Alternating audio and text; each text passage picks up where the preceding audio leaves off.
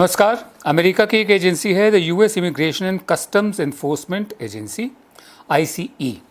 उसने कल एक ऐसा ऐलान किया है जिससे लाखों जो छात्र हैं जो अमेरिका में पढ़ रहे हैं उनके सपनों पर, उनके पूरे एकेडमिक जो उनकी यात्रा है, जो पढ़ाई की जो सफ़र है उनका, उस पर बहुत बड़ी चोट पहुंची है।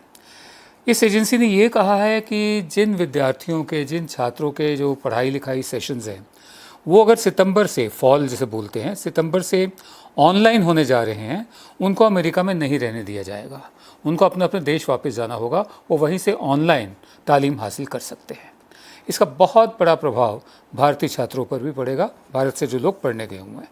वहाँ की जो तालीम है मतलब महंगी तालीम है अमेरिका की, और जो पढ़ने गए हैं वो इसी लिहाज से जाते हैं, लोन लेकर भी जाते हैं, वहाँ से भी लोन लेते हैं और कर्ज़े में, मतलब कर्ज़े से पढ़ाई भी करते हैं। मैं इसलिए जानता हूँ कि मेरे अपने बच्चे बाहर जाकर पढ़े हैं, फिर वापस आए हैं, कर्ज़े नहीं लिए बेशक, लेकिन ये जो ऐलान हुआ है ये, इसका असर सबसे ज़्यादा F1 वीज़ा और M1 वीज़ा वालों पर पड़ेगा। ये सिर्फ पढ़ाई के लिए जो दिए जाते हैं और वोकेशनल स्टूडेंट्स को दिए जाते हैं। जो अमेरिका का स्टेट डिपार्टमेंट है उसने 2019 में, साल 2019 में 3,88,839 F वीज़ा दिए थे और 9,518 M वीज़ाज़ दिए थे। अब सवाल ये उठता है कि अगर तो ये बच्चों को वापस आना है, वहाँ से भारत वापस आना है या अपने अपने देश जहाँ से भी आए वहाँ वापस जाना है, इनकी फ़ीस क्या वही रहेगी? क्योंकि अमेरिका का बहुत बड़ी कमाई का बहुत बड़ा ज़रिया भी है ये जो एजुकेशन है, जो फ़ीस आती है उससे कमाई होती है। ये बात और है कि ये भी एक आर्थिक संकट का कारण है कि जो लोन दे रखे हैं अमेरिकी बैंक्स ने बच्चों को पढ़ने के लिए, वो भी बहुत बड़ी तादाद में बाकी है।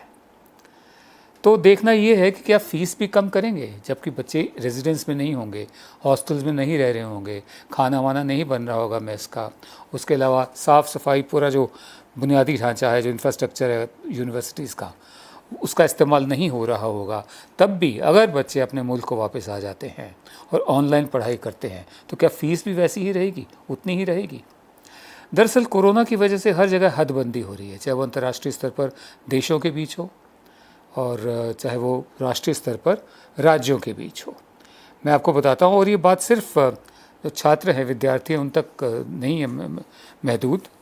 कुवैत में करीब 8 लाख नौकरीशुदा भारतीयों को वापस आना पड़ सकता है। कुवैत में पार्लियामेंट्री कमेटी ने एक ड्राफ्ट बिल अप्रूव किया है और उसमें ये फैसला किया गया कि जो बाहर से काम करने लोग आए हैं उनकी तादाद कम की जाए। बिल के मुताबिक जो भारतीय लोग हैं उनकी जो तादाद है वहाँ पर, वो 15% से ज़्यादा नहीं होनी चाहिए। कुवैत की जो पॉपुलेशन है, जो उसकी जनसंख्या है, उससे 15% से ज़्यादा नहीं होनी चाहिए। इसका मतलब ये है कि करीब 8 लाख भारतीय कुवैत छोड़ सकते हैं, उनको छोड़ना पड़ सकता है। जो भारतीय समुदाय के लोग हैं वहाँ पर, वो सबसे ज़्यादा है कुवैत में, करीब 10 लाख और 45 हज़ार, माफ़ करें, 10,45,000 भारतीय हैं वहाँ पर। और कुवैत की जो जनसंख्या है वो 43 लाख के करीब है और कुवैतीज़ की संख्या जो है वो 13 लाख है। और जो बाहर से लोग आए हैं वो 30 लाख कुल है, जिनमें भारतीय लोग ही इतने हैं। तो अब देखना ये है कि ये बेचारे जब आएंगे वापस, यहाँ से नौकरी नहीं मिली थी, यहाँ काम नहीं मिला था, तो इसलिए बाहर गए थे। बिल्कुल इनका हाल भी बिल्कुल वैसे ही है जैसे प्रवासी मज़दूरों का होता है। सिर्फ स्तर का फ़र्क है कि प्रवासी मज़दूर जो थे वो दिहाड़ी पे काम करते थे, कंस्ट्रक्शन लेबर्स थे।